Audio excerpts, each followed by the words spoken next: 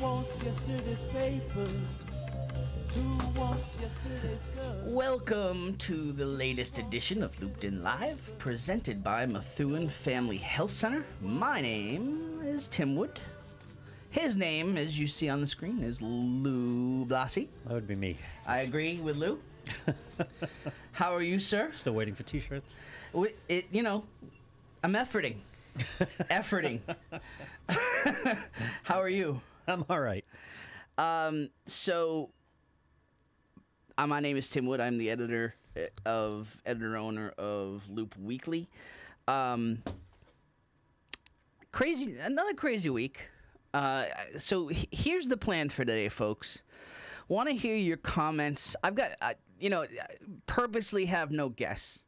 I'm kind of tired of playing traffic cop, and I'm tired of. Welcome to the radio. Yeah, I know, and I want to hear from you. We get a lot of action in the comments. Basically, turning this hour over to you.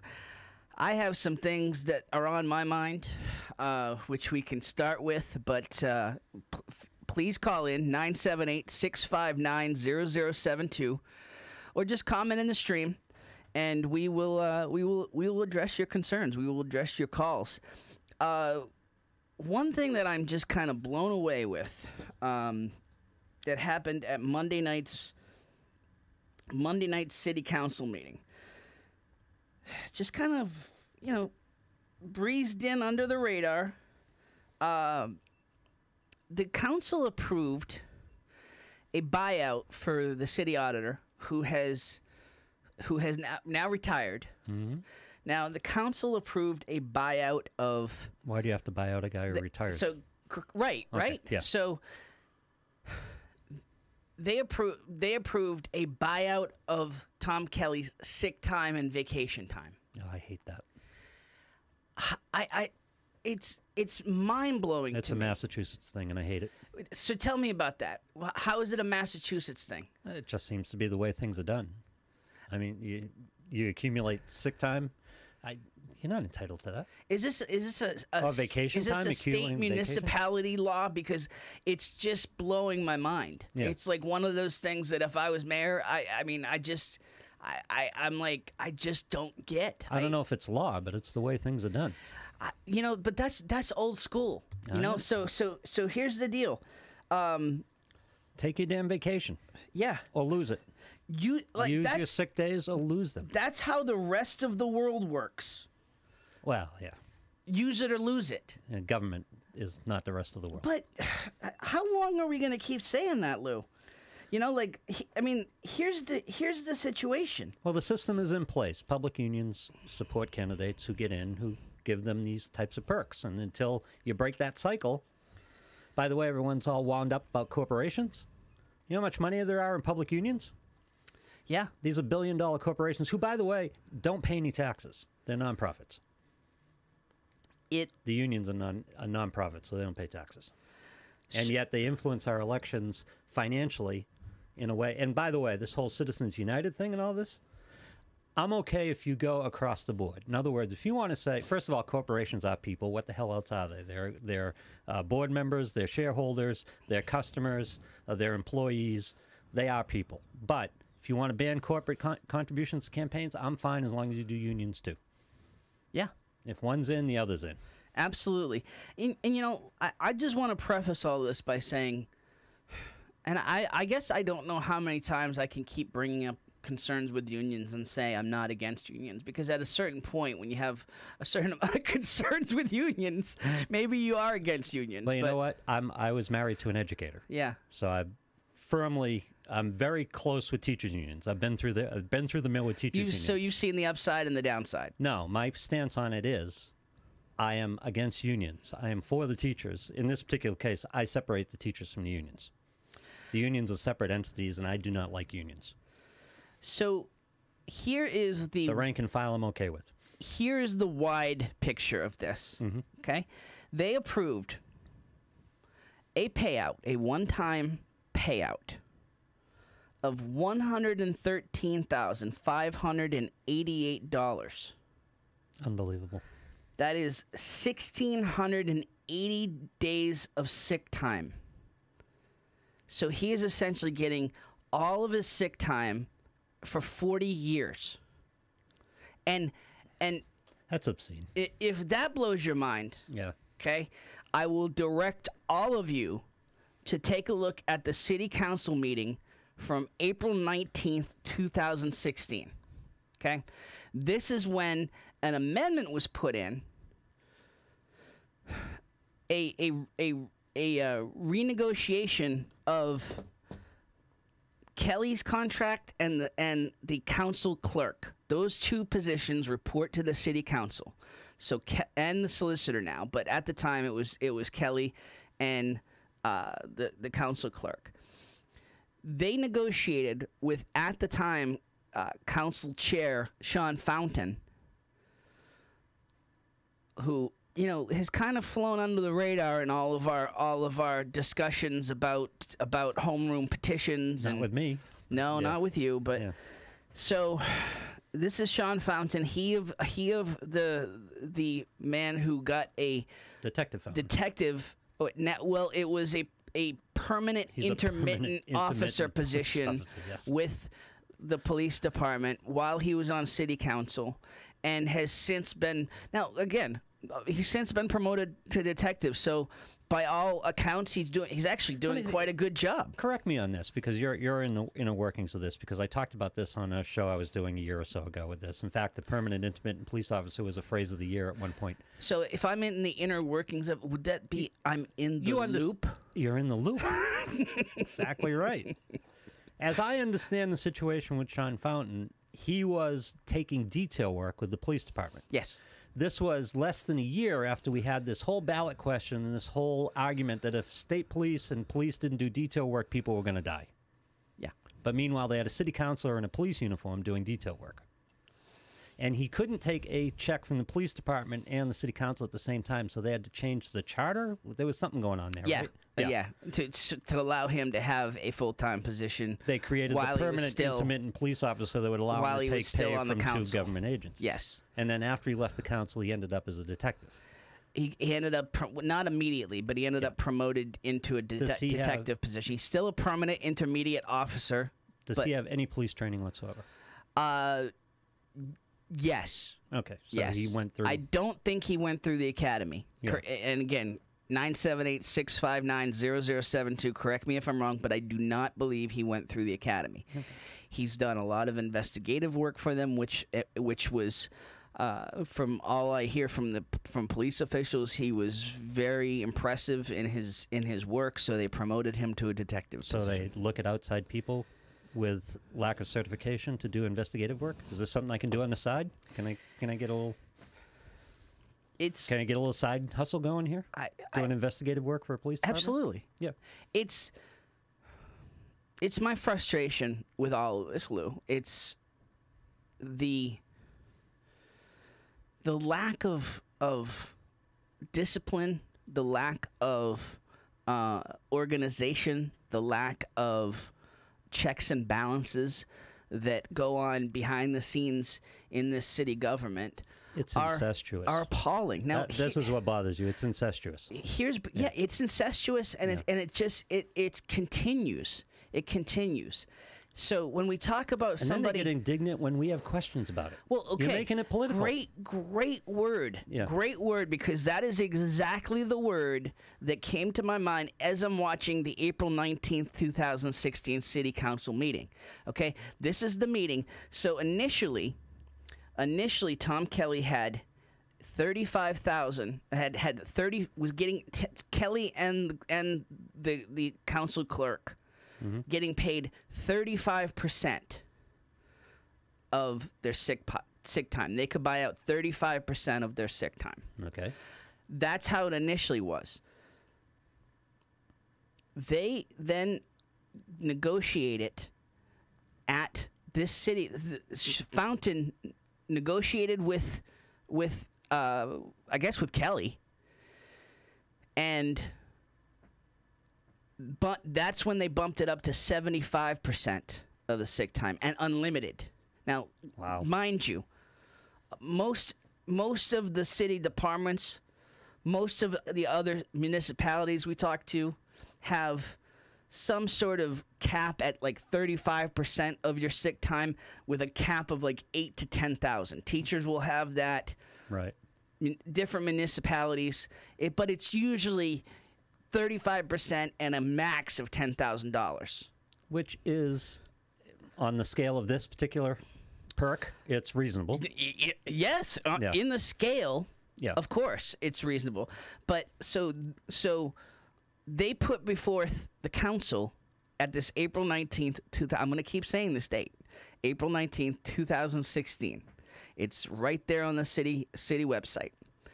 And if for some reason it disappears, please let me know as well, because that's an issue as well. They put forth this contract. Now, Jennifer Canan is a counselor at that point. She is really she voices the most questions, okay? So this expansion of the possible buyout is for these specific positions? Yes. Okay. These two positions alone. Okay. Okay. They renegotiate this. He says that he will continue to work until when he retired here in 2018. If they give him 75% of his sick time, retroactive, not just from that date forward, but retroactive throughout the entire contract. Or what? I mean, or what? I mean, it's not like he didn't really have any leverage. You know, it's like, or I'll retire now. Okay, well. So the city spent 40% of his lifetime buyback of sick time for 2 years of service? That's a hell of a deal. Yeah. So 40% more. Yeah. About an additional 45,000. Again, a patrolman salary, a teacher salary. I mean, if we want to play these games in terms of salaries, if we're that concerned with city finances, could be an underwater rover. Could be a Tahoe. Yeah. It's $45,000 could go. Although the Tahoe, I think 45,000 for a Tahoe is probably just bare minimum. You might not even get the power of windows. I don't know. It helps. So the end result of this, okay, and then Canan brings it up in the meeting and is really frustrated. Like how is this just being slipped in under the radar? What is the city's benefit for this? Why in God's name would the city agree to this when they didn't have to? Why would they throw $45,000? Yeah, it's taking care of it. Like you said, it's incestuous. Mm-hmm. There is absolutely no reason to do this. Right. Other than rewarding the guy. There's no benefit to the city. There's no benefit to the city. Mm-hmm. Okay? If he was that adamant about him, let him go and find another city auditor at that point. I'm sorry. I agree. Like for about $50,000 total. So Canan brings this up and is pretty adamant, and she's getting like rebuffed, Fountain is frustrated. She's even talking about it. How dare you question us? He's like, this isn't part of my job. I did this out of the, I did this. This negotiating contracts isn't. Yeah, it kind of. If you're the chairperson, it kind of is your job. Yeah. To negotiate these specific contracts. So, you've got just this again. This voting block. You've got Kazanjian, Ron Marson, Fountain, Jamie Atkinson, Jim Jajuga, mm-hmm. and Tom Shula, who I don't believe was at this meeting, but who are just like flabbergasted that this is even. How are you even questioning this? Right. So, as Canan is questioning this, like, why would we just give 75% of the sick time for 40 years? Right. Like, how much money is that? Like, first of all, there was no impact. They didn't get the full picture of how much it was going to cost until 2 days after Kelly retired.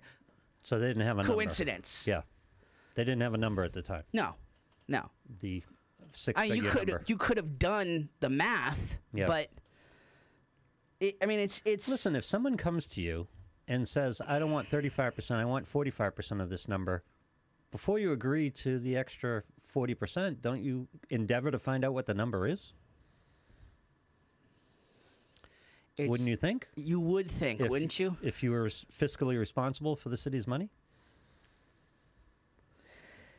And here's the other issue. And then you're right. The annoying part is the indignance.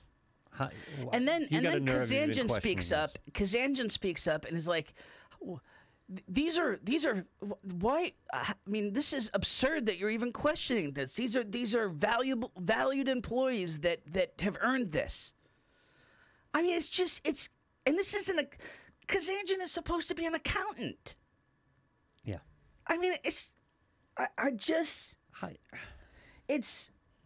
mind blowing. So then how did they earn this at all, and how did they earn 75% of it? What constitutes earning 75% of sick leave? Yeah, I'm not. Again, I don't know. Okay. I have a problem with the sick leave here's the other part. Here's the other part. Again, April 19, 2016. Canaan asks, do these positions have longevity? Do they get pensions? And Fountain says no. And then Kelly chimes in and says, yes, we do. So he's getting an 80% pension of his last salary. That number is included in the salary? Huh? That number is included in the salary? What? The buyout? No. Oh, okay. No. Thank God. Oh, gosh. I mean, Lou, don't give him ideas. I mean, is it a ridiculous question? No, it's not. You just gave him ideas. Oh gosh, we could do that too for the next guy. I mean, it's. I just don't even know. I don't know where to go with it. It's like, and then oh. Okay, and here's the icing on the cake. After Canaan speaks up, Councilman Jim Jajuga speaks up and says, "This is perfectly reasonable. Oh, sure. We should approve this without issue. What's the problem here?" You're just being political. Yeah, why are we making this a political issue? This is a long-standing servant of the city. Yeah, it's just ridiculous. So here's the breakdown. And this is more fruit from that tree of power that we talk about. Exactly. So because this came up because they had to transfer about $96,000 from the general fund into this pension fund. Wow. And then there was just a really weird accounting of like the percentage of raises they would get. They would get like 2% over 6 months, another 2% over the next 6 months, and then 1% for the final month. It was really weird. Mm-hmm. And Kelly's response to that was, well, it's just a contract we saw that we liked. Right. Okay. All right. Again, indignance. That you should even question how they go about things. Yeah, so Fountain said, thanks, Rich, for going back on this. Fountain said there's no longevity in Mr. Kelly or Mrs. Gagnon. And this is Linda Gagnon, the current council clerk who will be retiring soon, I guess.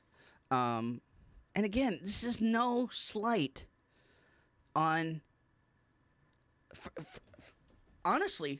Again, I'm going to keep the same position I did in terms of the police contract. Just because you offer it, just because the contract's offered, doesn't mean the city has to. So I'm not going to blame Tom Kelly for this one. I'm not going to blame Linda Gagnon. I mean, you get what you get. You get what you can get in life, right? And especially when you're negotiating. I mean, it's mind blowing that you're asleep at the wheel. As a city. Oh no, that's not the point.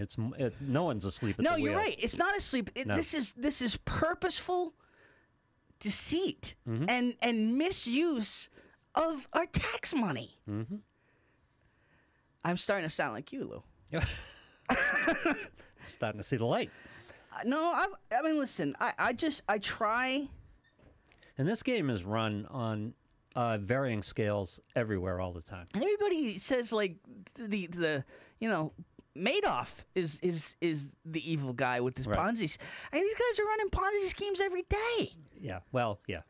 Madoff, the people he took from optionally. They had the choice whether to give him the money or not. The government doesn't give us the choice. No, it doesn't. So they've got to take money from us. They've got to take money from a working family. They've got to take money to hand a guy 75% of his lifetime sick leave pay, which, again, the principle of which I have all kinds of problems with anyway. So you're talking about... But, hey, listen. This $113,000, it was $78,145, which was 1,680 days sick pay at 75%. And then they had to make a longevity payment, which is the pension. They had to add another $16,508 into it. And then another $15,163 of unused vacation time. I mean, it's just crazy. And so... By the way, who's keeping track of his sick leave and vacation time? Okay, good, Lou. Yeah. This is what they pay you the big bucks for, my friend. Because that is a great question, too. Right. Canan asked that. Okay? Now, where are these records? Here was the answer. Yeah. Well, we keep track of it in a folder. Who's we? And where's the folder? Yeah. I mean... Give me a couple weeks, I'll give it to you. Maybe... Yeah. Maybe, just maybe, we could have an HR department that tracks sick time and vacation time, and everybody has to report when they're out. If you're going to do buyouts, you absolutely have to. It's fiscally responsible. I mean, it's in a folder. Yeah. So Kelly could have just... I mean, Kelly could have been out 100 days, and What percentage of time is that reportedly? In other words, of his sick leave, for example, how much did he use reportedly? that I don't know. Are we working on the premise that for 40 years he didn't take a sick day, or he took 5% of the sick days he was entitled to, or how much of a Superman was he over 40 years? I mean, what does this represent? 1,680 sick days over 40 years. Hang on, That I'll do is the math. that's more than 40 per year. 40 sick days per year. 40 years? It's 42 sick days per year. How much is he entitled to in sick days? I mean, and again, that's HR, so I don't, we don't. Let's say he's 50. He gets 50 sick days a year. 50? Let's for the hell of it. 50. Yeah, for the hell of it. Who on earth gets 50 sick days a year? That would be he only used 16% of his sick days over 40 years. Atkinson. Kelly is here more than 8 hours at a time. Oh, where'd it go? There, it was a good comment, Rich. Let's find it. He's quoting from the video. Kelly is here more than 8 hours at a time. He said he agrees with Councilor Jajuger as well. 2% over a 3-year period is not out of line. That's a fair pay rate for them going forward. I don't know what that's all about. But see, and that's the thing. That is the thing. That's what's crazy about this is 2%. I mean, they're talking about 2%. It's just like when we talk about these police contracts. 0, 2, and 2. Okay, well, that sounds great, but then all the ancillary benefits, like that's 0, 2, and 2 sounds great on the surface, but you're talking about 70. They never even really talked about the fact that there was 75%. If Canan hadn't brought that up, and they're indignant that she did. Right. And to her credit, Ferry spoke up as well, a little less than Canan, but when the response is indignance, they don't have a defendable position. 6 yes, 2 no. Yes, Yeah. Chula was. Yeah, I thought Chula was absent. So, I mean, it's just. So he's getting paid 42 sick days a year over 40 years. So he didn't take any sick days. Is what this is telling us is he didn't take any sick days. And by the way, why are you entitled to any of that? Sick day is a benefit. You're out, you get paid. And here's if you're not out, you don't get paid double if you're not out. Here's the other thing that I don't quite understand. Mm-hmm. Okay,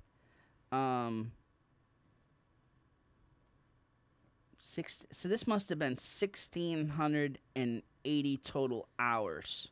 Why are we talking hours here? By the way, right? With him, it's a salary position. Correct. So he's not punching a time clock. And by the way, he knew the parameters of the job when he took it.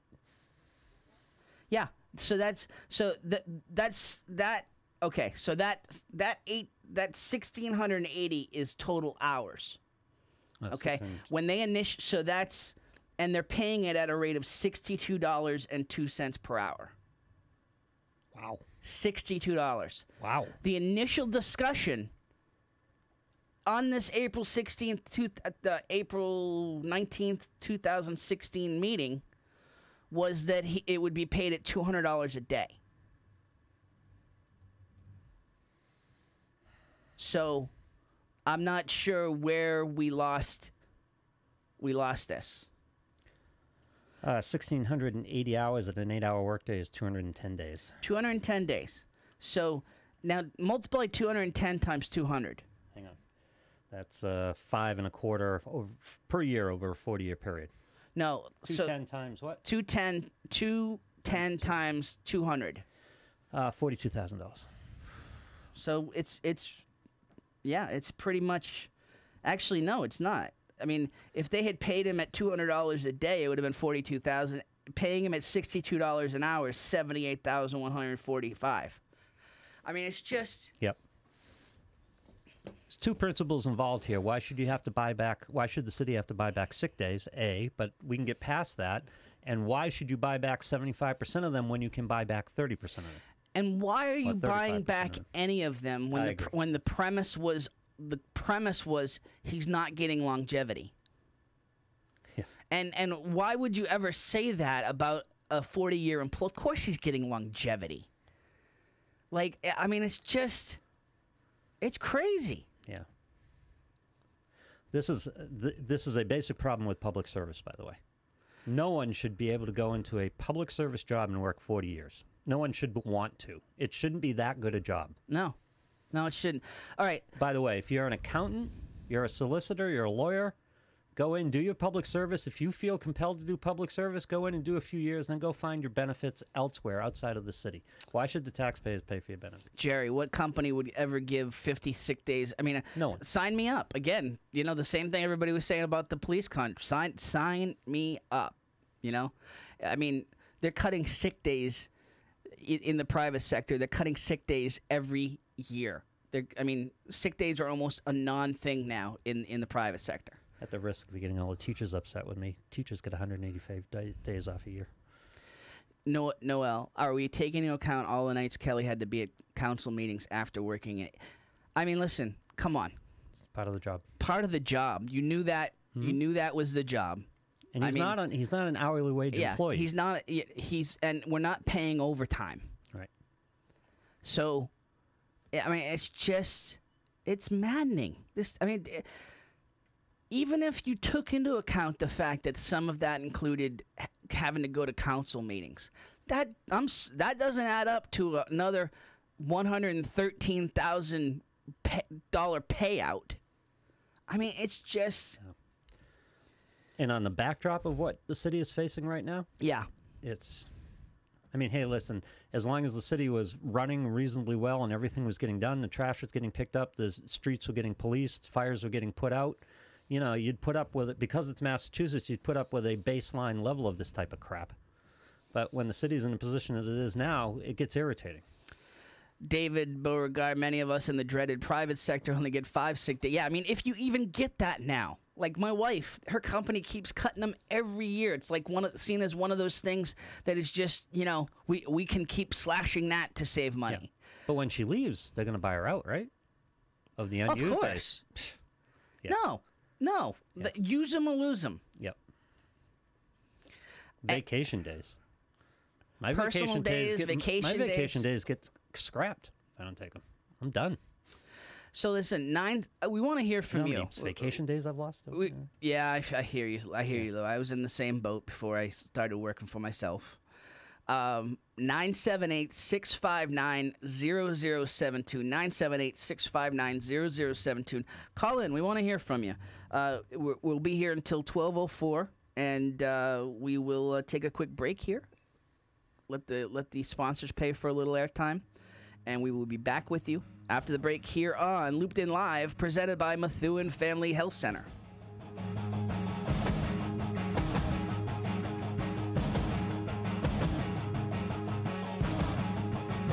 All right, a big shout out to the folks over at AFC Urgent Care. They've been big supporters of us since the beginning as the title sponsor of Ranger Nation Radio, and we are big fans of theirs. AFC Urgent Care, the right care right now. You'll never need an appointment. Got that persistent cough and cold, that cut that needs a few stitches, or need a sports physical and don't want to wait weeks to get into your primary doctor? AFC's streamlined approach helps you be seen quickly and feel better fast. In Methuen, in the Merrimack Street Medical Professionals Building, 380R Merrimack Street. In North Andover as well, in the Burton Grill Plaza. 8 to 8 Monday to Friday, 8 to 5 Saturday and Sunday. Go to afcurgentcare.com for more details.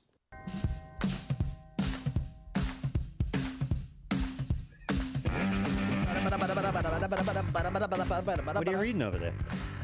Loop Weekly. the October 2nd edition of Loop Weekly is on the streets. Highly reviewed by Bill Bryant. Yeah, I know, Ranger right? Nation Radio last night. Jeez. Said it was your best edition ever. And he had just said that the previous one was the best edition ever. So we Deb McCall, when we think we've seen it all here in Methuen, we wake up and a new headline. That's a likable comment. Well, again, the baseline of this is what you've developed in the city of Methuen. From an outsider looking in, is this baseline group tree of power, and it's been working its magic for a number of administrations now. And again, you can get so. Let me get to one thing real quick before we get back into this. We want to give some love to Methuen Family Health Center. Family is everything. That's why it's right in the name at Methuen Family Pharmacy, where you can get pharmacy services by the Methuen community for the Methuen community. You don't have to be a patient of Methuen Family Health Center to use the pharmacy either. Drop by 147 Pelham Street in Methuen, right off exit 47 on Route 93, near the junction of Route 213, and get your medication from the friendly faces you already see in your neighborhood. Learn more at glfhc.org/pharmacy. Love the folks at Methuen Family Health Center. Was that a prank call or? No. There's a little pickup thing with the phones here. Call back. The Gotcha. person who called back. Yes, whoever called, call us back. 978. If I don't get to the phone quickly enough, it goes to an automated deal.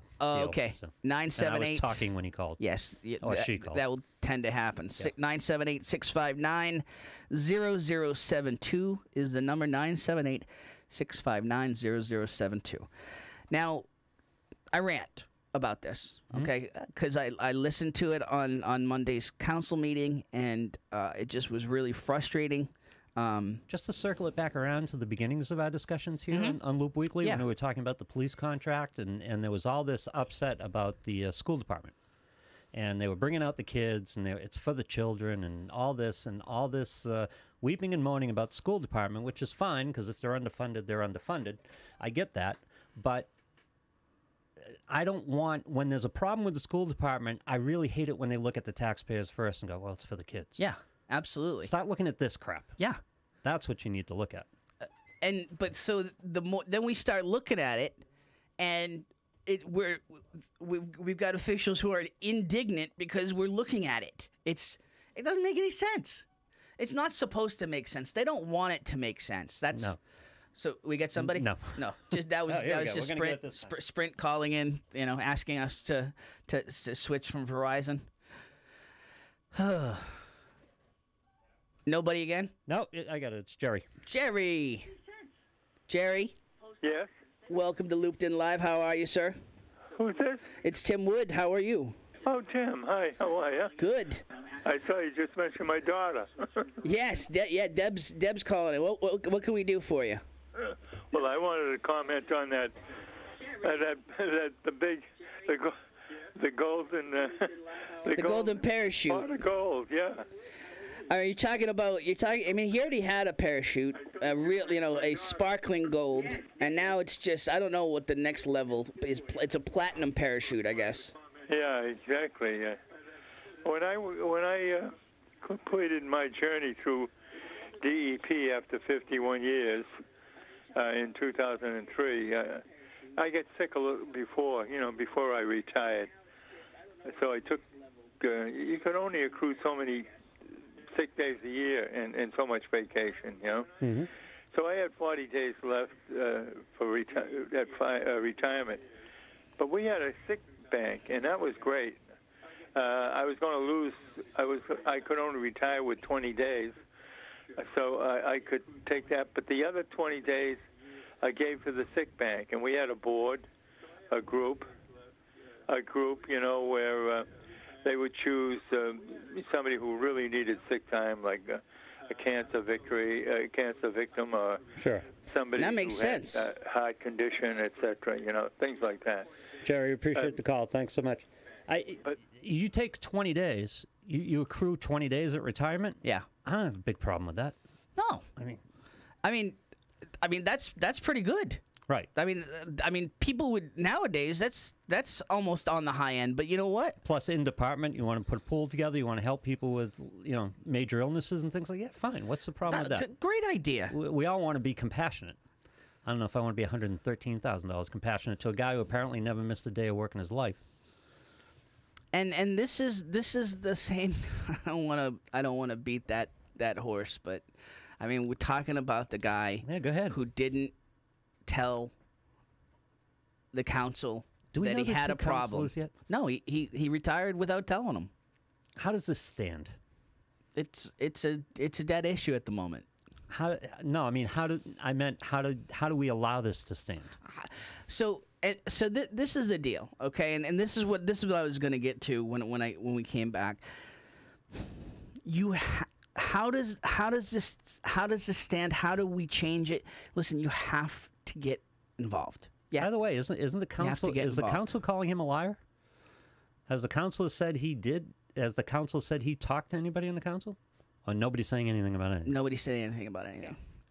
They just want it to go away. I don't blame them. But it, as a resident, we want to know. Mm-hmm. We deserve as to a taxpayer. know. Yes. And it's just And again, when Martha Coakley gets done investigating Willie Antigua for $3 million in paving, running up to his election campaign, they'll start looking into this. Yeah, you have to get involved. I mean, that's really you want it to change. You have to get involved. You have to run for office. Now, I mean, this is the other issue that's going on. Is you have a couple of major political factions in this city, and so you do. You have more than one.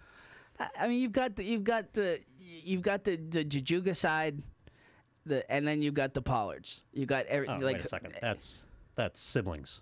That's not two different yeah, sides. I mean, they're pretty different on a lot of things. Yeah. But they came together on the police because and listen, here's where I was on the Sweetheart Inn. Yeah, I mean, here's where I was getting at was if it comes down to somebody running that has no connections to anyone, right, is beholden to no one, is outside of these factions. You're not on the tree. You can damn well guarantee that those two major factions are going to get together to make sure that the old power stays in power. Absolutely right.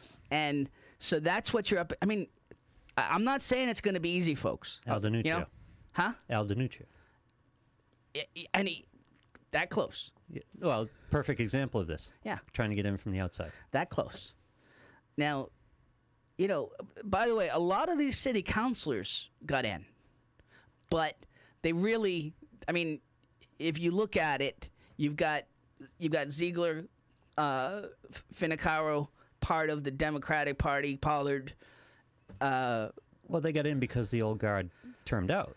Yes. Right? Yes. And went to work for the city. Yes. Yes. Now, Saba is I wouldn't call him an insider.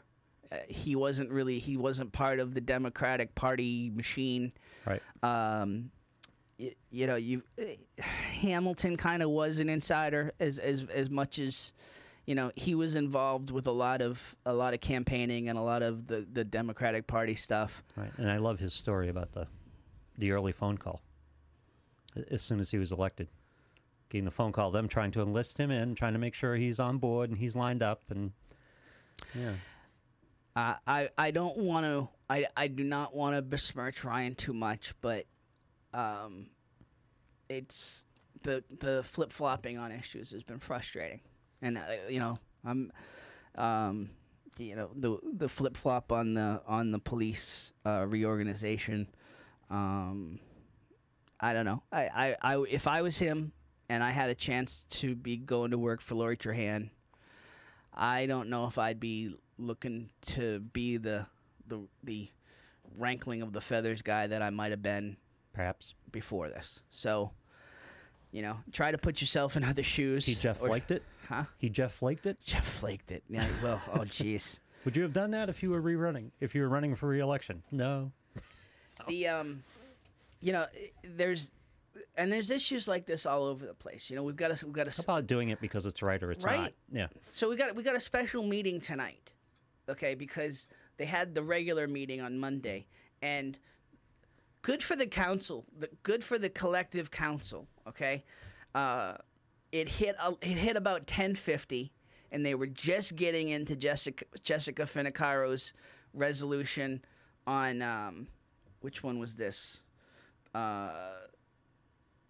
I think this was the investigation.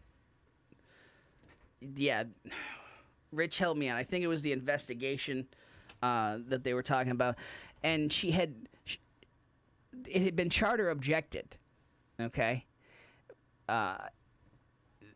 they had to go. They had to go back to the original document. Mm-hmm. Okay. That's where you start from when something's charter objected. You go back to the original document. But what happened was, is Finicaro submitted an amended document, and had some good amendments in it. Okay, but you have to scour through it to see the differences. So that's not procedure. And she argued on the floor that it should be fine. She was going to bring it up on the floor already. She wasn't trying to, but I mean, it's not transparency. Right. You bring up amendments on the floor, okay? And the other part of it was that now Ryan was added as a co-sponsor to this. So all Canaan was saying, Canaan had a problem with the resolution, the fact that she wanted to do this wide scoping audit of the city and investigation of the city when the council already asked the state to intervene. Mm-hmm. Already sent a letter to the state saying, we want you to do this. Now, is it happening as fast as we want? No. But it is happening. I mean, I know that for a fact. But the state's not going to tip their hand and going to go before council and say, you don't need to do this because we're on it. But I mean, everybody's getting calls on this. What's the purpose of the audit? It's just again, it's because it's for the city to do it. It's for the council to do this investigation. But all the things that we've had questions about here have been out in the open.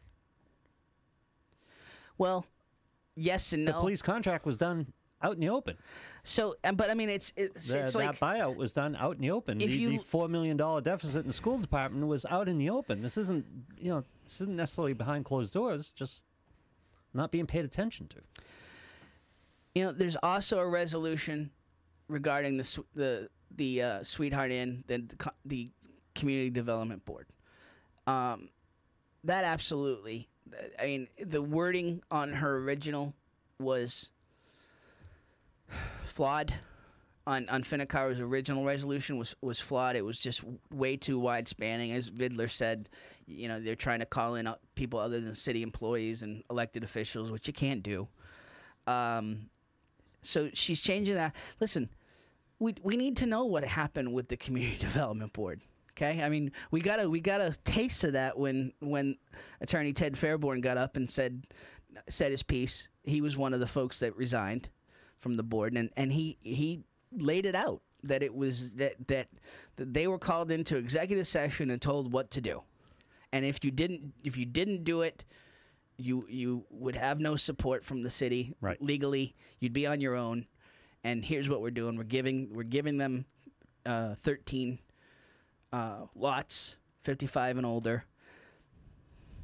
I just so Okay, so again, my question is, what's an investigation going to reveal here? We know what happened. It's just a matter of whether we're going to stand for what happened or not. Noel, is it not true the council sent their letter on July 27th and we've had zero response from the state? No, it's not true. They have had response from the state. They can't talk about it. Yeah. Okay? They can't talk about it, but they have response from the state. The state is asking them not to talk about it publicly, but they not only do they have response, but they're just talking to the folks who have been brought in on this and who have been called by the investigator general's office. This is wide spanning. This is not a narrow scope. This is wide spanning. Like this is almost this is almost. I mean, you get into one thing and you get into one cupboard and you thought you just had a little roach problem here, and then they all. Pardon my cynicism, Democrats investigating Democrats. So we haven't had a great history in the state of Democrats investigating Democrats. So Noel, in terms of the state, you can't when there's an investigation going on, you can't ask for them to be transparent. Right. Yeah. It's like a police investigation. You can't interfere in a police investigation. It's illegal to do. In a lot of cases, to interfere with an investigation or to meaningfully interfere with an investigation. So they're not going to work. If they're going to work this at all, they're going to work it quietly, because they don't want anyone to know what they come up with. But that's another story for another time. And Canaan stated this at the meeting, that there has been response that and not just that, but everything that the council has done with the homeroom petition and everything they're looking at in terms of financial oversight, the fiscal stability officer, bringing in the CAFO. This is all things that this resolution was trying to bring up in terms of control. Mm-hmm. And it's just redundancy and a waste of time. That's my biggest problem with what's going on with the council right now, is that there's so much grandstanding and just vacuous talking just for the sake of hearing yourself talk, that they are getting nothing done. They went 4 hours and got almost nothing done at that meeting. They have to have and that was another issue. Okay, they hit about the 10:50 mark, and listen, I don't blame the council. And here's the other thing: they instituted a 10-minute rule at this meeting. Good. And I'm still hoping that they get the clock, the two-way clock, so the council can see it and the audience can see it. Yeah. Put it right there on the podium so that everybody can see it both ways. Right. They make these clocks. I wanted to look up the Amazon order number. They make these clocks. They're about $45. I'll donate it if I have to. Yeah. You know. Let me go back to Sweetheart Inn for a second. So Finicaro had an issue with the 10 seconds. Tom Duggan had an issue with Tom Duggan is trying to tell me that they're an elected official. They should be able to talk however long they want. No, that's not how it works. Yeah. I mean, you want to filibuster, like that's what it's called. It's filibustering, it's grandstanding, and it's leading to nothing productive getting done. At the end of the day, bingo, at the end of the day, they ended up bickering. And that was the headline in the Eagle Tribune, and I agree with the headline because it came out to bickering. Let me go back to the Sweetheart Inn thing to illustrate a point here. It is established fact. No one is in dispute that the mayor asked the commission to stand down, right? Or the mayor has. I'll put it in the best way possible. He asked them to stand down. He actually threatened them by withholding financial support. Yes. Okay. I mean, it's right there in the minutes. This is indisputable. So the mayor can't dispute it. It's in the minutes. The mayor has not officially said, yes, I did this. This is empirical fact. No one can. This is just what it is. Isn't that enough to act here? Why do we need further investigation? I mean, this is enough. That's enough right there. What's a further investigation going to reveal? Well, but see, let's act on it. Exactly. Yeah. Like, but I mean, if an investigation or a resolution to discuss it is what it takes, okay, fine, let's do it. But I mean, we have to establish whether he has the power with which to do this, don't we? That's the first question. Well, yeah, and so if not, then what? Then what? Because he doesn't have the power to do this. Yeah. Well, I'll take your word for that. I don't know, but yeah. I think, and it's not the first time it's happened. Okay. So working on that premise. Other mayors have done this. Okay. So. And what happened in those instances? Nothing. It's kind of swept under the rug. Like, you didn't have folks speaking up like this. You didn't have. So we're back to this principle, you people in Methuen. We're back to this principle: the teachers, the school department deficit, the police contract, the Sweetheart Inn, all of these actions. We know what happened. Are you going to stand for it? That's the question at this point. Are you going to let this stand? And if you're going to let this stand, let's just shut the hell up and get on with the rest of our lives. You're right. I mean, if you're going to act on it, nobody's at the meetings. Yeah. Nobody's at this meeting Monday night. With all the pleas that there were going to be 4 resolutions discussed from Finicaro, and she posted the resolutions. And listen, I put it front page of this paper. Okay. One of the 4 that she put out is a proposal to get all of the police drama players together in a room. Now, will it lead to anything? Probably. They're not going to negotiate the contract. So if you're hoping that this is going to lead to a negotiated, what does this lead to? It's at the very least. I hate to put it this way, but at the very least, it's CYA with the public. You can say we all got in a room and tried. Because right now you can't say that. The contract's final. But see, yes, it is. Yeah. This is what I said long time ago. Nobody wants to hear it. But I mean, and listen, we agree on this. Because this is the best deal that you're going to get. The memorandum of understanding is the best deal you're going to get. Move on with it. It's a pittance in comparison to the $4 million we lost with the schools. Move on with it and renegotiate the next contract. That's the resolution. Is, who do you hold accountable? You have to accept the reality of what this contract is right now, and then you hold the mayor accountable to the level you think he should be accountable. Yes. And that's what. And listen, and that's what these investigations are doing. The state investigation is doing. Is they're investigating the police contract. They're investigating the community development board. They're investigating the school overspend. I mean, so it's no. So listen, I don't think. I just don't. I think that I don't know how you can say the council doesn't listen to them. Okay, they had a vote on the historic.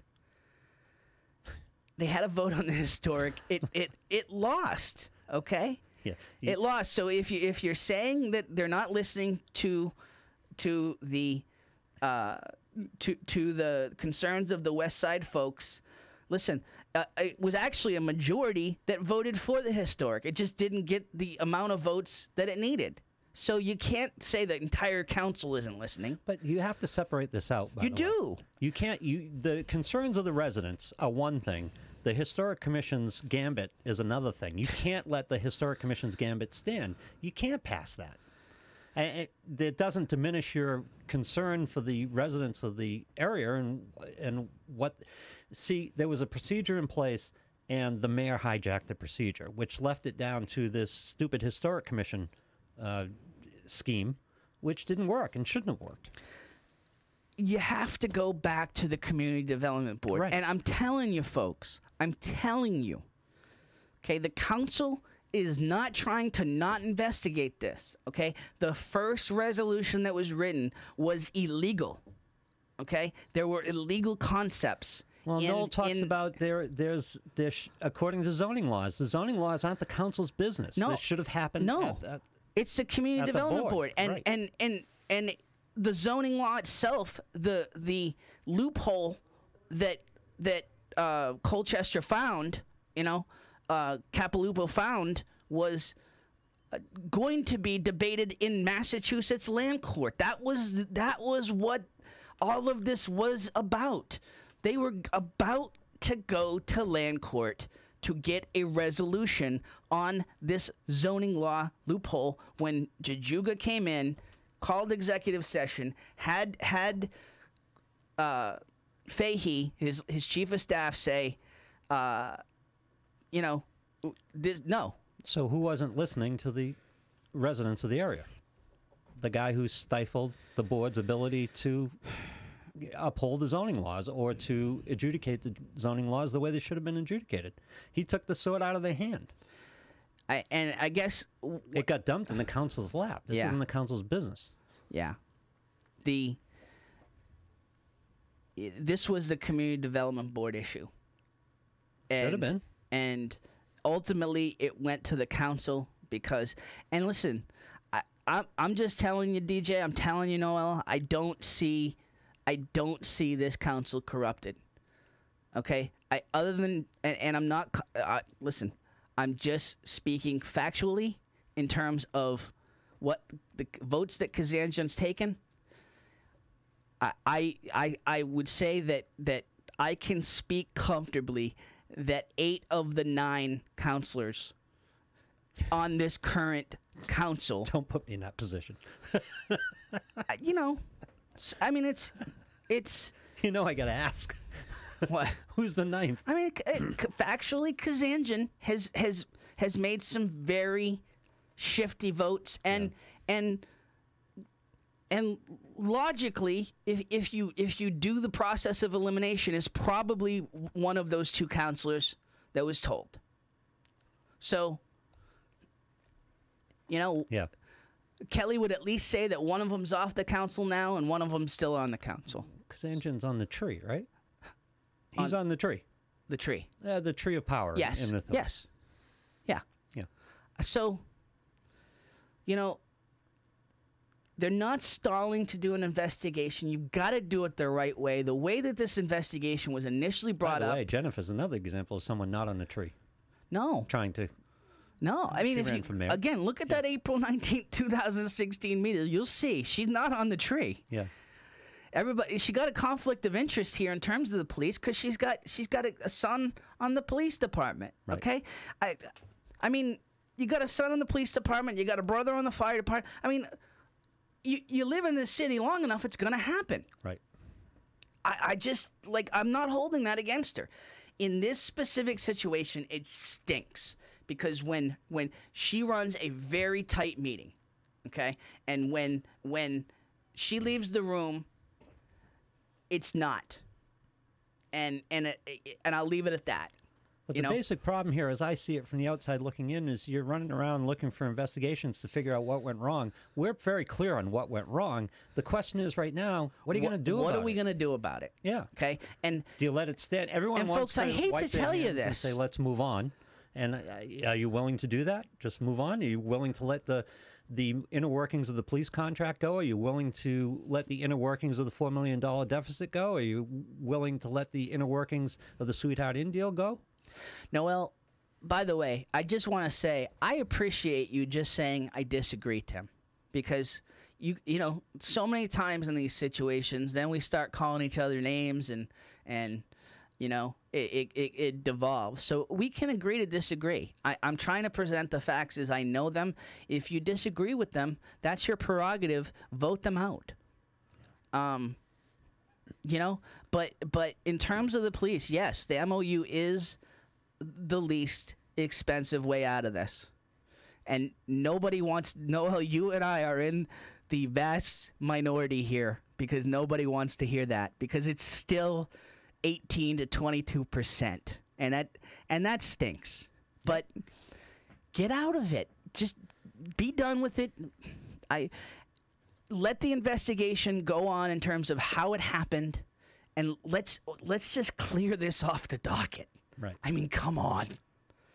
Yes, but are you willing to? There should be consequences for this. Yes, but no, I'm saying this investigation is going on, and listen, if we get to the end of this state investigation and there's not consequences, then do a city investigation, okay? But the council asked for intervention here. Okay, they're getting it. It's not listen, when you're talking about going to the state, it never happens as fast as you want it. Okay, but we asked for help. We asked for an investigation. Everyone across the board asked for an investigation. You're getting it. Yeah, Dan's right. You're doing triage in Methuen right now. Yes. Put this together based on what we're working with, which, by the way, is the MOU in one case, and the Sweetheart Inn is where it is, and the deficit in the school department is where it is. Deal with this, put it together, and then go back and figure out why it went awry, who's responsible for it going awry, and what you're going to do about it. But right now, you're going to put the city together. I mean, we've got to, and here is the other problem Before the that's other developing. contracts come up. Here, because seriously, the teacher's contract's up. Right. Not that the city deals with it, but the teacher's contract is up, and we have an interim superintendent. so, and that's going to be dealt with next week. Yeah. Do you, if this MO still be changed and no, they're not negotiating anymore, DJ Mike. They're just not like they negotiated as much as they're going to negotiate. They've been very clear on this. And there is no leverage to get them to negotiate. So they have no reason to negotiate. They had no reason in the first place. True. Well, they were taking a lot of heat. What do they care? I don't know. I mean, you're gonna find a reason to hate the police anyway in this environment. I hate to say that, but that's where we're at. But I'll tell you what, for me personally, they're in a lot better place from a PR standpoint than they were with the original contract. Having Chief Solomon come in here, having Captain Gallant come in here and talking to them, I feel a lot better about them. I don't like this contract, but I feel a lot better about it than I did before I talked to them. So that they've gained some PR ground. Jana, listen, what I'm saying is it is the best solution outside of legal recourse at this point. Now, if you go down the legal route, okay, if you want to go, but let's do it already. Go down the legal route if you're not happy with it, okay? But enough of this bickering on, pick a lane. Yeah. Pick a lane on how you want to deal with it, and let's move on to dealing with some other issues that are going on in the city. What's the legal route? I mean, the lawsuits. The union sues us. We counter sue the union. I mean, that's the other route. Seems to me the end result of that, you could be back at the original contract. You could very well, and triple damages. Why? I mean, you could. I mean, so. How is the union Jana, vulnerable to a lawsuit? I really, at this point? you know how much I like you, and I appreciate all the work you do for the paper, but you could not be more wrong here. I'm sorry. It just the solutions have put themselves before you at this point. There's no more talking about what are the other solutions. It's very clear. There's two paths to take here. It's like Frank Reich this weekend on the fourth down. Yeah, that was awful, wasn't it? It's the same decision. Play for the tie or... So, and DJ Mike, okay, so the other solution, exactly, DJ Mike, the other solution is now the mayor is paying the MOU rate, which isn't in the budget, because the council got so upset that the mayor just did this and didn't care about council input into it, that they cut the budget. Now, listen, was that the most adult thing to do? Probably. I don't know. It's I don't know. I don't have a big problem with it. It's in their purview. Yeah. And council's trying to be responsive. My biggest issue right now, okay, is when you look at what is happening with the council right now. You have some people that came in wanting to make some real positive changes and wanting to do this for the right reasons, that are absolutely disgusted with the process right now. The fact that there has to be an argument and that people have to say, counselors are saying that the rest of the counselors are stalling because they want to end the meeting at 11 p.m. It's absurd. And you They should were running out the clock? you should be, huh? He's saying they were running out the clock? Jessica said they were stalling because they wanted to end the meeting at 11. They didn't want to deal. They didn't want to deal with the rest of her resolutions, and that wasn't the fact. They just wanted to go home for the night and have a special meeting to deal with the rest of them. Yeah. But the problem is these meetings go on for 4 hours because you got people talking for way longer than they should be. It should be not just 10 minutes at a time. It should be 10 total minutes per issue. To DJ, he's worried about the city going bankrupt. You know what? Sometimes you need a forest fire. Sometimes the bus has got to hit the bridge. You know, if this is what it takes for people to feel consequences for these actions, because, again, I'm not seeing anyone lining up any consequences for this. I mean, we have to accept the reality of what it is at this point. And by the way, Joe texted me, Joe Perone.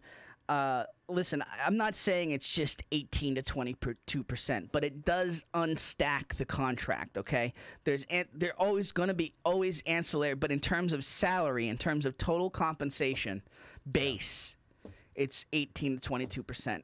Listen, all the other ancillary.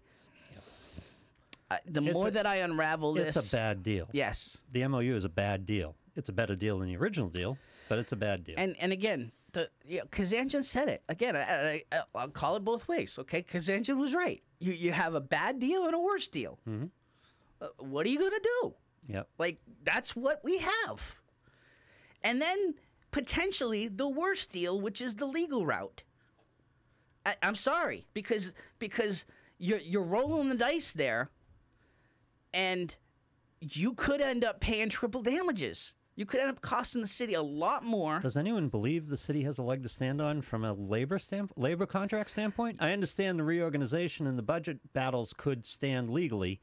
But does the labor negotiation side of this? I don't know if the city has a leg to stand on. Because the council cut the budget and said still pay by the original contract, but we're cutting the budget.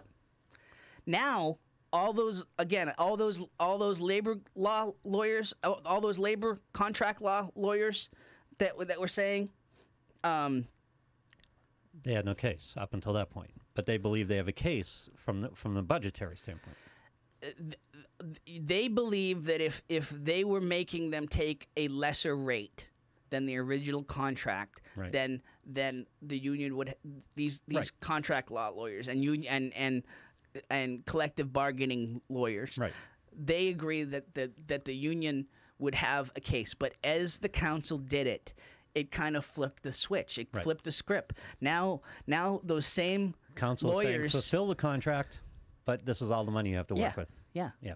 And those same lawyers are telling me, and again, council's got lawyers telling them, no lawyer really wants to go up against the city on this, but you do have some lawyers that are telling them the truth and telling them, yeah, you've definitely got a leg to stand on if this goes to court. Yeah. So we don't always want things to have to go this route, okay? But if we're at that much of an impasse, it's take the MOU or go to court. Jana, wow. Usually I'm somewhat in line with you guys, but I think you're way off this morning. There are legal consequences here that haven't even been considered, at least not in opposition to many of the decisions being made right now. Suggested months ago that counsel get outside legal counsel to advise them, and without that help, I think it's... So they're trying to. Okay, that's the other issue. They're trying to set up outside legal counsel, and you still have some counselors saying, no, we don't need that. Who's paying for that? It's legal counsel. It's out of the general fund. So that was a lot of fun a couple of years ago too. The whole talk over outside counsel, the city solicitor. It's just. So apparently there are consequences, legal consequences to the budget strategy that we're not aware of. To the what? Budget strategy, to cutting the budget of the police department, fulfilling the contract but cutting the police. Listen, it's not cut and dry. It's not cut and dry, but those lawyers are saying that they have a much better shot now that they did it this way. Okay? It's not cut and dry. Plus, by the way, it's delivering a consequence which is sorely needed here. because no one's feeling any consequences from this. Jan, I hate to say it this way, but talk to Jessica for me then, please, because you still have counselors that don't believe that we need that money for outside legal counsel, and or it's just By all means, make the case. because and so I can disagree in terms of Jessica's position on needing that money. I still agree. I still commend her as much as this proposal has a lot of overreaches and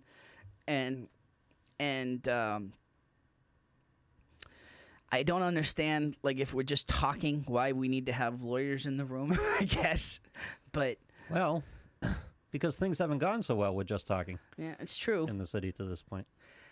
Like, there isn't a whole lot to get done at this point. The best part of this is I would see that maybe if you bring three, 4 councilors into this, they come around to the mayor's way of thinking.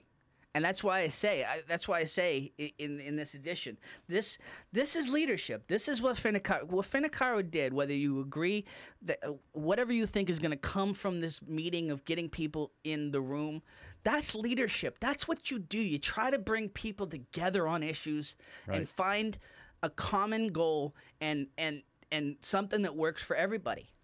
Now, can they achieve that at this point? Probably not. Okay, but this is what Jajuga should have done from the get-go. They should have gotten in a room and talked about this MOU, talked about the ramifications, talk about the choose-your-own-adventure of this whole drama, and Yes, but made a logical case ahead of just saying, this is what you're doing, deal with it. But the mayor had 2 other priorities, one of which, whatever his agenda is, and the other is he does not want to give up any perceived mayoral power. He doesn't want to negotiate with anybody. He wants to be the guy, I said this is it, and this is it, and, I'm indignant if you question me. He doesn't want to work that way. And so... Because any logical person would have done it that way. Get all the people in the room and done it that way. Absolutely. Anyone looking for a solution would have done it this way because you knew that all 3 parties had to be on board to find a solution. He wasn't interested in that. No, he was interested in being the mayor. He has not been interested in that in any scenario thus far. He's still stunned that anyone would question what he wants to do. It's frustrating. So, here's the upside to running, okay? And Dan's having a meet and greet this weekend. Go onto his Facebook page, Dan Shabila. He's having a meet and greet. Listen, I stand by what I said, Dan. I think you got to be all in on this, and I don't see how, if you're holding on to your job and you can't fundraise, how you think you're going to beat an incumbent that has all the money. So you're not all in, to me. And who am I? But so that's frustrating because I really want to support somebody outside the system. And here is the magic of this, people. Here is the magic. Okay, whoever comes in as mayor is just doing some very simple things, not even getting into the guts of making change. Whoever comes in is going to look like a rock star immediately just from communicating. Just from trying to bring the council and the mayor's office back together, bring the council and the school committee back together and working as one Methuen. So you're going to look great just by that. So, and then there's so many, other issues to take care of in terms of just logic that, again, you look like a rock star. So whoever does this right now is running, we talk about heroes, okay? Whoever does this right now is running into a fire, okay? Because this investigation is going to go on, and there's a lot more dominoes to fall here. But we need leaders, and if you're upset, you need to get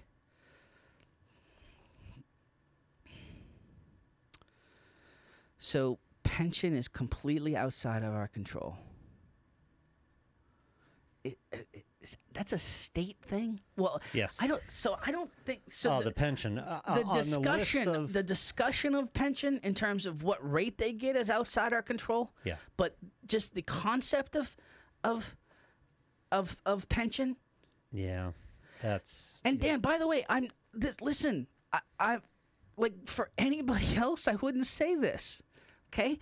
But because you have a government job, and you're not leaving your job, and I've said to people, it's a very specific set of parameters for this person to run for mayor, okay?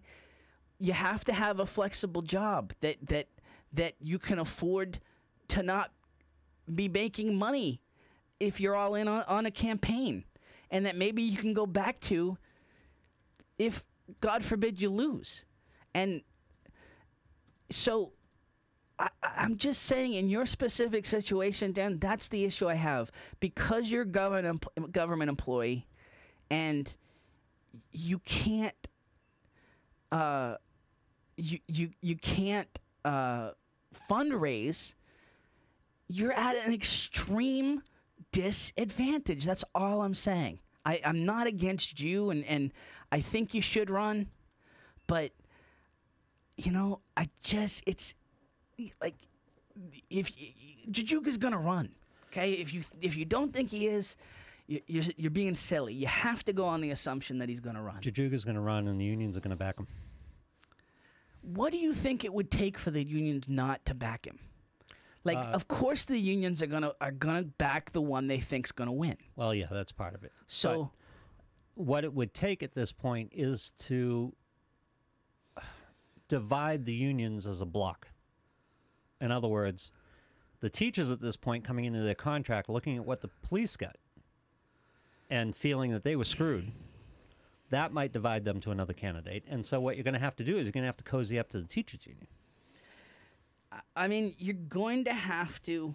Which is not a situation taxpayers want anyone running for the mayor to be in, cozying up to any of the unions. You guys, yeah, so, and this is the discussion I have had with a few people. Can you give the unions what they want? Can you compromise with the unions and make some agreements, or some some handshake agreements, or understanding with the union? Yeah, that's what got us the police contract. Okay, but can you do that and it's still a good thing, and you don't come out of this dirty? Can you? Because that's what it's going to take for somebody outside of the machine. If you can convince, for example, the teachers union, now, when does that contract come up? It's up. It's up now. So that's going to be negotiated before the mayor leaves office. So you really don't have any leverage there. But theoretically, if the contract were open and you could somehow convince the teachers union that you'd be willing to agree to a better contract than the mayor would agree to, then you might get their support. But I don't know how you do that, and it's a good deal for everybody. Yeah. Yeah, I mean, so can you come out of it without being dirty in terms of just, being beholden to these unions? Can you make deals and still not be beholden, or still not, be doing things just to get elected? If you have an active base outside of the public unions in a municipality, you can pull this off. How do you feel Methuen's non-union political base? How active, how motivated are they? How active, how motivated are they, 2 Novembers from now? Tough call. Yeah, it's a tough call. It is. Because every year in a municipality, when someone runs for mayor and you have the public unions, that's a grassroots effort that is already in place. And those are big numbers in a municipal election. By the way, once you get through the union itself, once you get through the people who are attached to the union, they have sons, they have brothers, they have husbands, daughters, sisters, wives in the unions, you get their votes too. And by the way, I believe we can have these conversations, have real conversations on this show, and still promote the city and still promote good things that are going on. I mean, I'll tell you. Methuen is acute, but this is a Massachusetts issue. This is happening to a degree in every Massachusetts city and town. Absolutely. But I mean, this is a Methuen show, so we're we're focusing on all we can do in Methuen. I think I thought what you were trying to get to is it seems like we're picking on Methuen. But Methuen is a particularly acute case right now. It seems not even that we're picking on Methuen, but it seems like we're dwelling on the negative a lot on this show. No, we're dealing with real issues. There's stuff in front of us. We're dealing with the stuff in front of us. And you know what else is in front of us, by the way? And I mean, we can talk about both at the same time. Methuen Day is in front of us. And listen, it's not just because we're sponsoring it. I think it's going to be a really good thing in terms of just not even a distraction, but just focusing on all of the good work that a lot of different organizations are doing, a lot of small businesses. You have some food, have some entertainment, celebrate Methuen entertainers. 10 to 2 on October 13th. It's a week from Saturday now. We'll keep talking about it. We'll keep telling you got to go right up until it because I think what they've done here is a really good thing for the city. Yeah, I would like so much to get beyond. You just make some decisions, pick some lanes on these big ticket issues, and end these meetings by 10, not even 11. Listen, we're not asking a lot for you to be succinct, present your issue, and have a vote. That's not asking a lot, okay?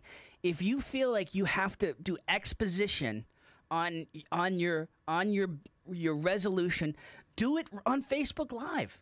Right. You can do up to 4 hours at a time on Facebook Live if you want. Right. Do it there. If you feel like you have to educate the voters, do it there. Say, who are those speeches for? They're for the voters. So go to them. Go. Don't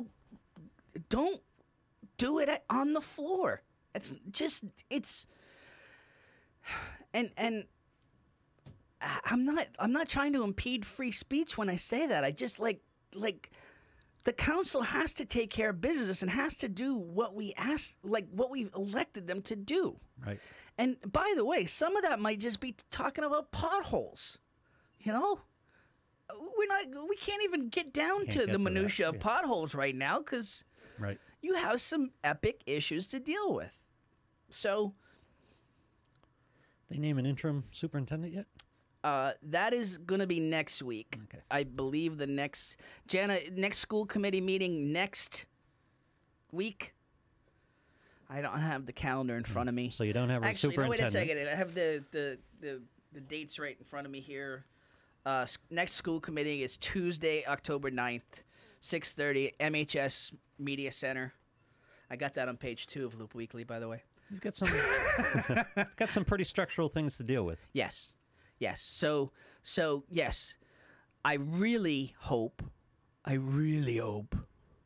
and Jana, maybe, I don't know, I don't want to put you too much on the spot, but maybe call in on this one. I'm really curious if you guys have heard anything in terms of a list of candidates for this position, because that's what you asked for. That was the hope that we can put this to bed and vet the candidates, and Kwong should be the interim while they're doing this search, okay? But let's go through the process and just do it the way that was agreed to.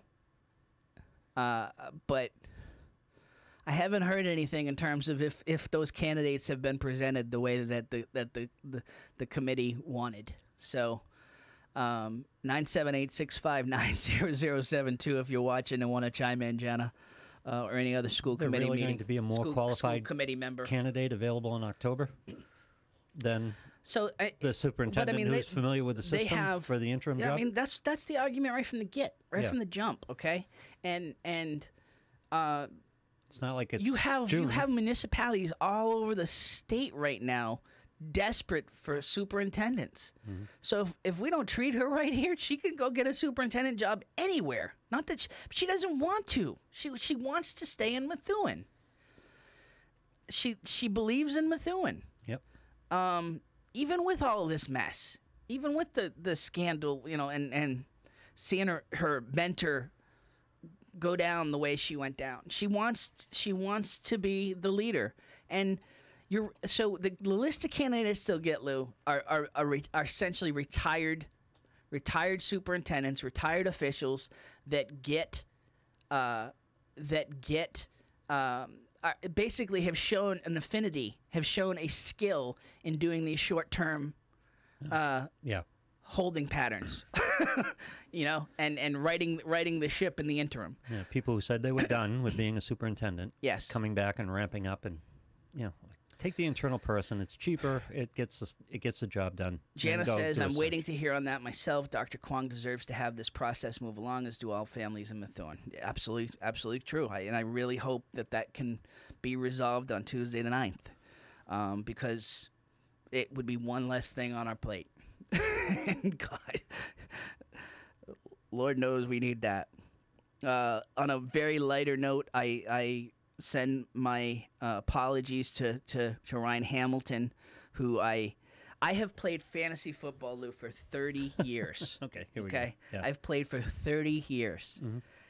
I've probably had 35 to 40 matchups where it came down to Monday night. Me having players, Yep. them having players, one way or the other, maybe both ways. Okay. I had Travis Kelce. I needed 16 points to beat Ryan. Nice. I needed 16, and that's not a big ask from Kelce right now. Not right now. Halftime, 0 receptions, and I'm like, here we go again. Yep. He got him. Yep. He got like Why are you seven apologizing for receptions. Huh? Well, because I ended up beating him by 4 points, and he took it hard. He took it hard, and I inadvertently, I didn't realize that the council meeting was still going. I texted him, and he saw it. He saw it during a recess or something, and it just put him in a even worse mood than he was sitting. All right, you can apologize for that then. Yeah. Yeah.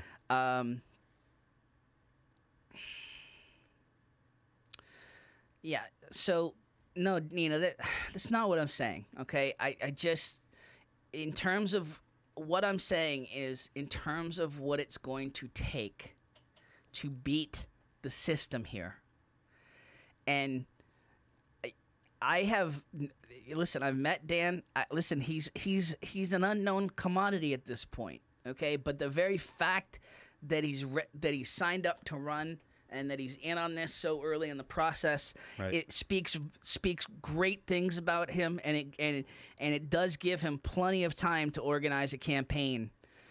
So I want to be wrong. I'm not trashing Dan Shabila. I just I'm just, again, it's like when I'm talking about the MOU and the past. I'm just trying to be like realistic, I Right. guess, like, and in terms of just knowing what the task in front of us is, in terms of if you're gonna beat an incumbent, what needs to happen. Yeah, to beat a broken system, Dan. Absolutely, it is. It's broken. You're up against a machine. Yes. I don't want to sound conspiracy theorist, but that is what is going on in Methuen. It's not conspiracy, it's politics. And There is a group in Methuen, and if you're going to run from the outside, it's an uphill battle right now.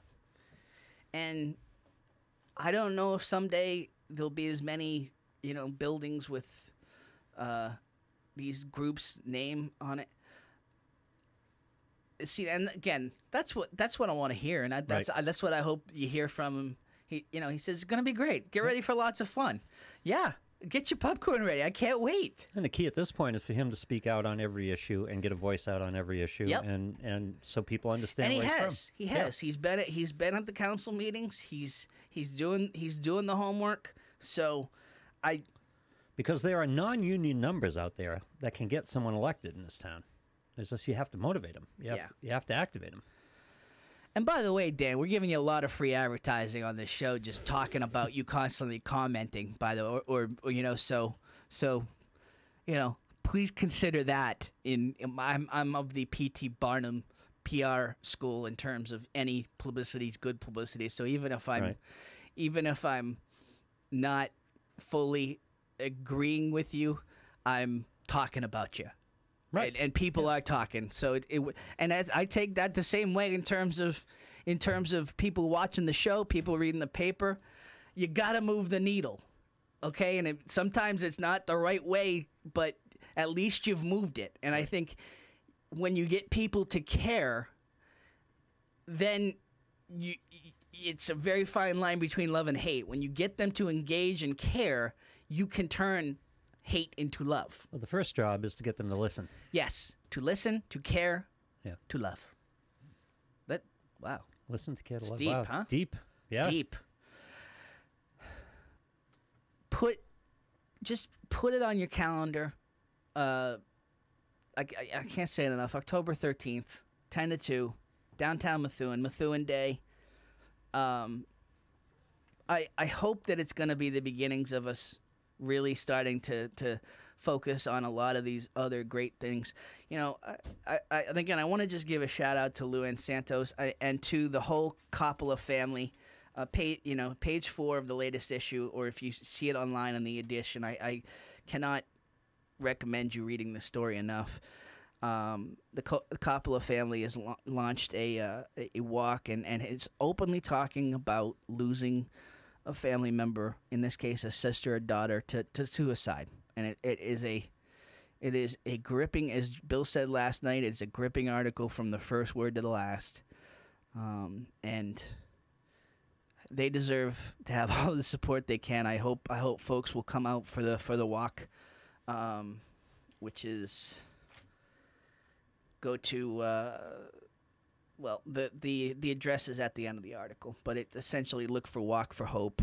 The Merrimack Valley Samaritans are putting it on, and just a great job. Great job. That was Luann's first article for us. Mm-hmm. She's been a great behind the scenes supporter up till now. We're kind of bringing her into the Loop family. But you know, there's a lot of good things going on. I just like the whole purpose of this show is to talk about issues, talk about the good things that are happening, try to come up with some solutions, or at least be talking about some of the not so positive things going on, so that we can move the city forward, you know.